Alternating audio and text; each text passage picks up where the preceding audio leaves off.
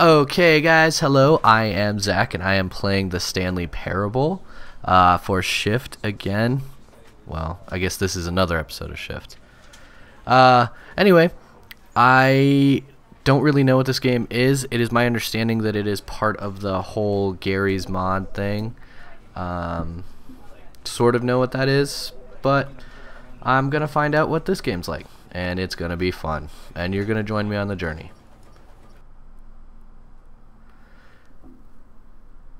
End is never the end is never the end is, and I imagine that goes on forever because it's fun. Why not? Came out in 2011, I believe. This is the story of a man named Stanley. Okay. Stanley worked for a company in a big building where he was employee number 427. He got his own office. Number 427's job was simple.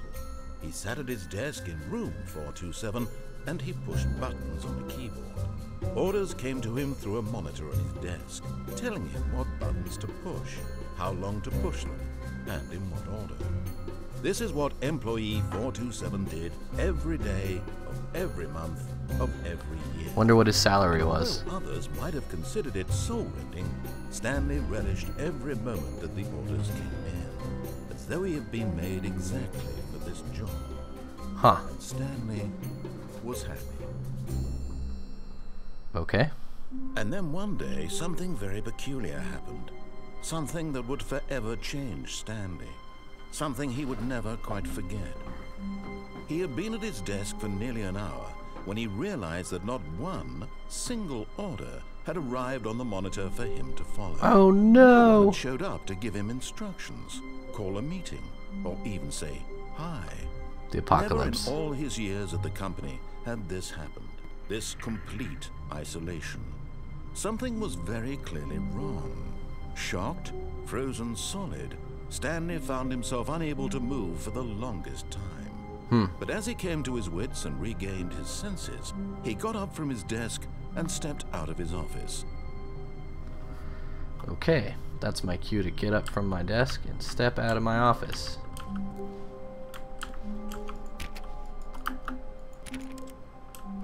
All of his co-workers were gone.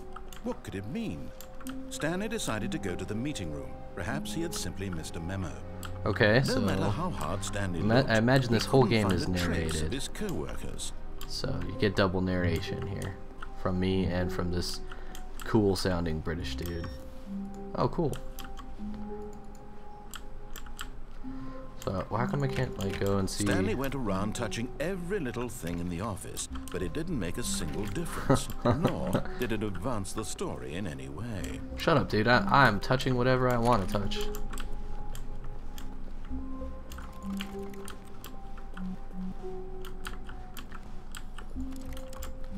That is nothing. Shut off your computer. Why do you gotta leave your computer on, Stan? Wasting power. Oh yeah.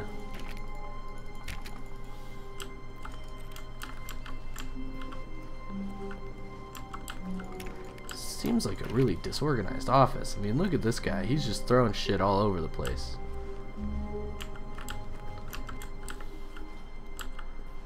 I hate Mondays. Someone was in a hurry and dropped their coffee cup.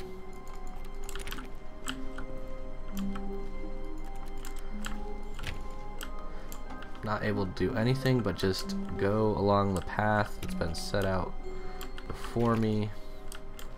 Don't know how I feel about that. What were they doing in here?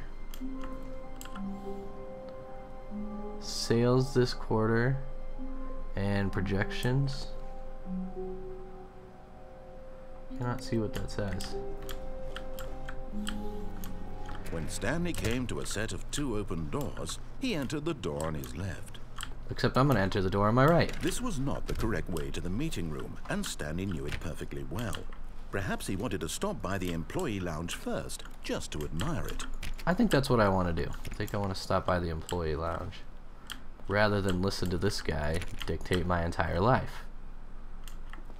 Another meeting.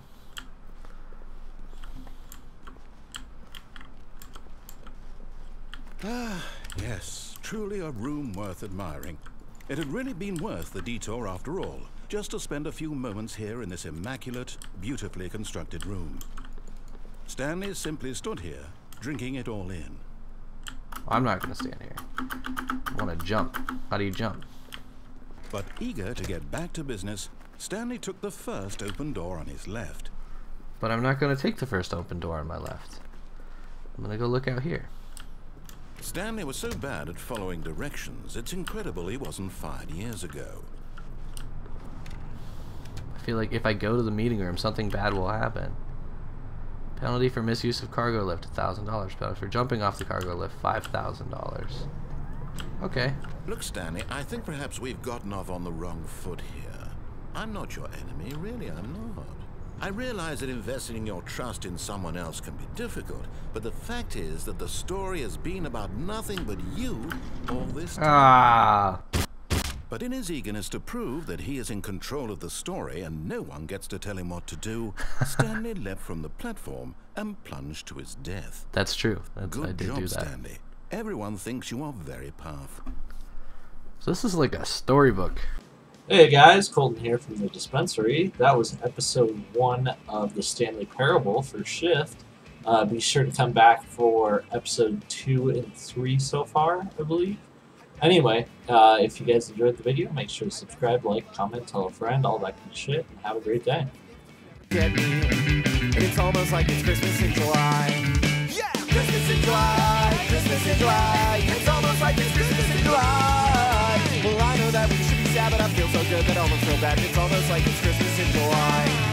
I bet you thought I didn't care about you. I bet you thought I didn't even try. Well, fuck you, bitch, I wrote this song about you. So weird, your gift is Christmas in July. Yeah! Christmas in July, Christmas in July. It's almost like it's Christmas in July. I know you want a relationship, but now we have the relationship. So instead it's Christmas in July.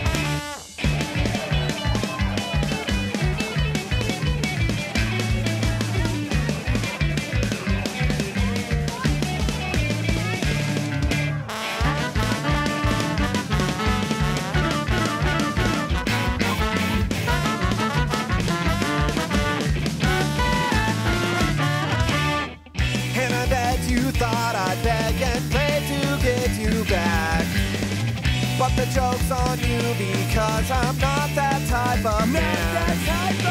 Maybe we could get together, we could work things out. Oh, you say no, well, okay, so I didn't do any of I know I shouldn't call you when I'm drinking. I'm sorry, and I don't mean to pry, but seriously, what the fuck were you thinking? Well, I don't care, it's Christmas in July. Yeah! Christmas in July, Christmas in July. It's almost like it's Christmas in July. Well, I know that we could be friends, but I'll hate you next to the bitter end. It's a sad and lonely Christmas in July. It's a masturbatory Christmas in July. It's not so sorry Christmas in July. And I'll miss your tits. Yeah.